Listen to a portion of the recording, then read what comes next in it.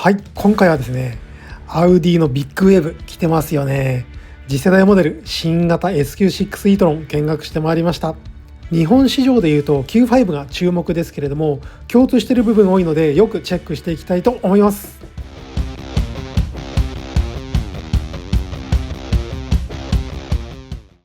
はい、ということで皆さんいつもご視聴いただきありがとうございます。車市場好きチャンネルです。今回はアウディの大構成ということで新型モデル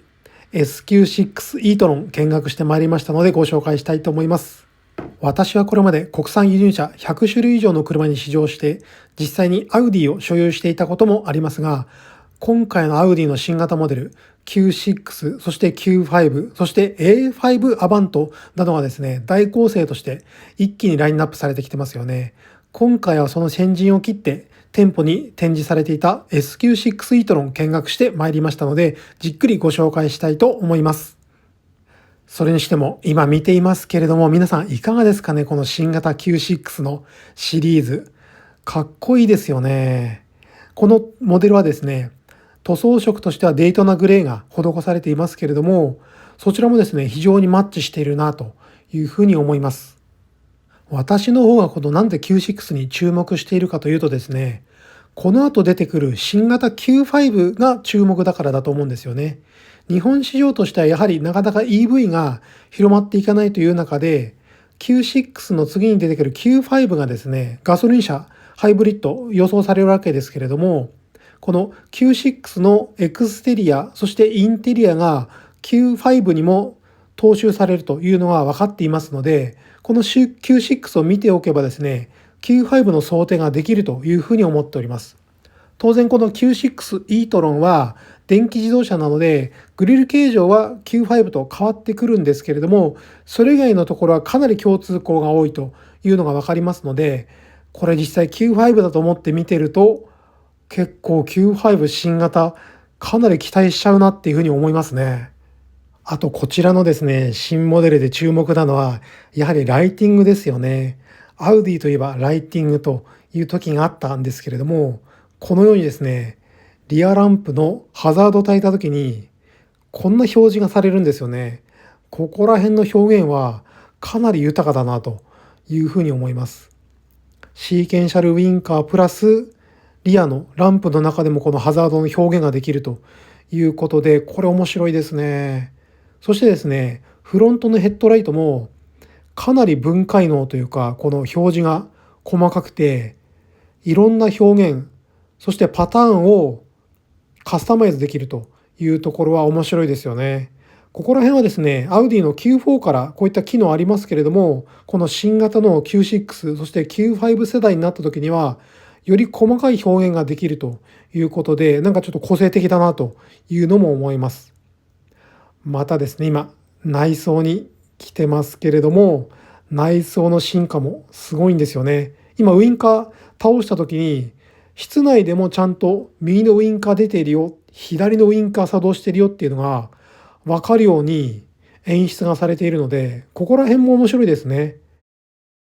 結構ですね、たまにウインカー出しっぱなしで戻すのを忘れるみたいな時があることはありますので、こういった面でもこの室内表示面白いですね。そしてインテリアの目玉はですね、もう全部と言っていいんじゃないかなと思います。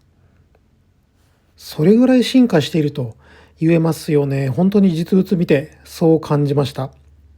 アウディのスタイルがまた新しい時代になったなというのを感じられて嬉しいですよね。元ユーザーとしてもですね。今回インテリアを見た時にまず目に入ってくる大型のディスプレイについては、この 11.9 インチのバーチャルコックピット、そして 14.5 インチのタッチディスプレイを組み合わせた MMI のパノラマディスプレイという名称で呼ばれていますね。こちら、メインの画面がこのようになっていて、かなり高精細で見やすい感じですね。そして新型のステアリング、このような形状で、全体見ていくとこのようなインテリアの前景になりますね。かなり先進性が見られるなというふうに思って、やっとですよ。やっとアウディの技術による先進っていうのがまた来たかというふうに思いますよね。現行型の A4、そして Q5 関係については、少しモデルのライフサイクルは長くてですね、他社の BMW やメルセデス・ベンツに比べて少しちょっと古くなってきたなというのを感じられるのが正直なところですけれども、この次世代モデルではそれに追いつけ、追い越せというところになってきたなというふうに思います。あとはインテリアの中で言うと、助手席側にですね、画面がついているパッセンジャーディスプレイ付きというところで、ここら辺はですね、共同開発しているポルシェのマカン EV という共通点があるなというふうに感じられますね。またこのインテリアは SQ6 の e-tron になっているので、おそらく一番上質なものになっているはずなので、新型の、ノーマルの Q6、そして Q5 でどうなってくるかというのは要チェックだなというふうに感じられます。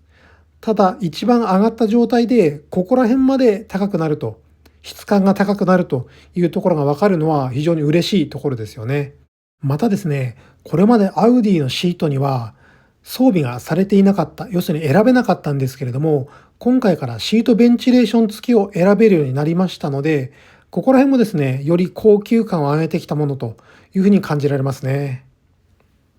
そして今、後部座席に入ってきましたけれども、スペースは余裕はありますね。かなり広いと思います。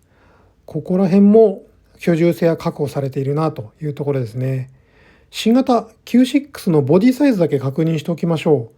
全長がですね、4771mm、全幅 1939mm、全幅大きいですね。そして全高が 1648mm ということになっています。全長はですね、Q4 の e-tron より20センチ長いということで、やはり大型モデルだなというのはありますけれども、日本の道路市場には、なんとかギリギリ横幅含めて適合するかなというところですね。サイズ感はこれポルシェのマカンとほぼ近いというふうに感じられました。はい。ほぼですね、SQ6 の紹介ではなくて Q5 想定ということで紹介してしまいましたが、最後に SQ6 のスペックだけご紹介しておきましょう。買う方いらっしゃいますかね。スペックとしてはシステム最高出力で517馬力を発生ということで相当高性能だなと思いますね。フロントモーター、リアモーター、2モーター形式でかなりパワフルな走りができると思います。はい。ただですね、やはり今後はですね、Q5、そして大注目の A5 アバント、この新型がですね、やはり目が離せないなと思いますね。すでにですね、アウディの各ディーラーに A5 試乗車入りつつあるというのを聞いておりますので、私もですね、早速試乗してみたいというふうに思っております。今度試乗見学しましたらまた動画でご紹介したいと思いますので、よろしければチャンネル登録してお待ちください。はい。今回もご視聴いただきましてありがとうございました。アウディの新型モデル、引き続き要チェックですね。それでは皆様も良いカーライフを。